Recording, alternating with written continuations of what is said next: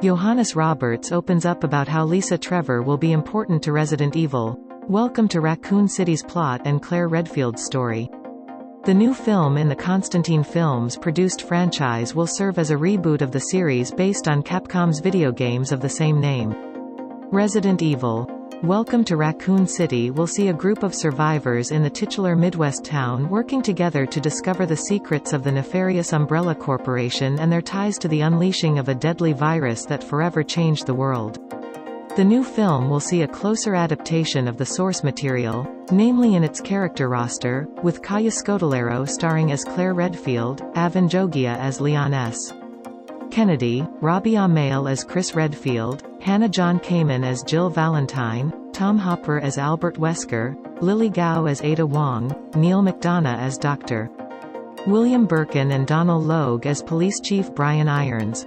Development on the reboot began while Resident Evil, The Final Chapter, Paul W.S. Anderson and Mila Jovovich's final film in the series, was still in theaters with Mortal Kombat scribe Greg Russo penning the script until Roberts was brought on to write and direct. After multiple delays in its release schedule, Resident Evil, Welcome to Raccoon City is set to hit theaters on November 24. To celebrate the release of the first images for the film, Roberts spoke with IGN to offer some insight for Resident Evil, Welcome to Raccoon City. In reflecting on the inclusion of Lisa Trevor in the film, Roberts called it one of the more important elements for him to explore and expressed a desire to flesh her character out even better than the games and fix her absence from the previous films. See what Roberts said below. Lisa Trevor is actually quite a pivotal role in the movie. I was always fascinated by her when playing the remake of the first game. I found her character both disturbing and at the same time strangely haunting.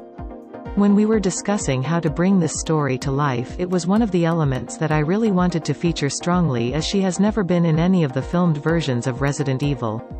I wanted her to be a three-dimensional character, not just some creepy specter.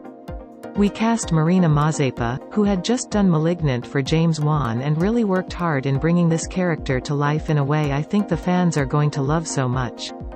She's terrifying but also tragic. In the movie, we really connect her to Claire Redfield's story, starting with the orphanage where Claire grew up.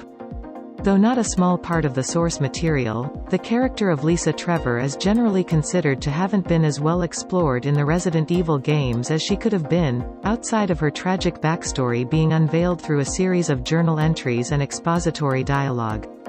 To hear Roberts feel so passionate about bringing Trevor to life on screen as more than just a spirit should prove an intriguing draw for longtime fans of the series and proof that the writer-director is more interested in remaining close to the Capcom mythology than that established by Anderson's films.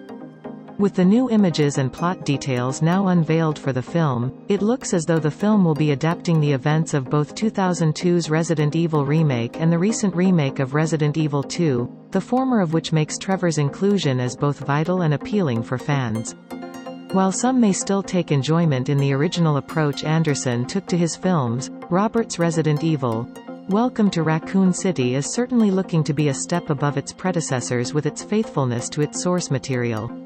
With the writer-director also promising the film will bring the series back to the horror roots of the Resident Evil games and the cast so far featuring exclusively game characters, it will be interesting to see how the latest adaptation of the survival horror series fares with players. Only time will tell when the film hits theaters in November. Source: IGN.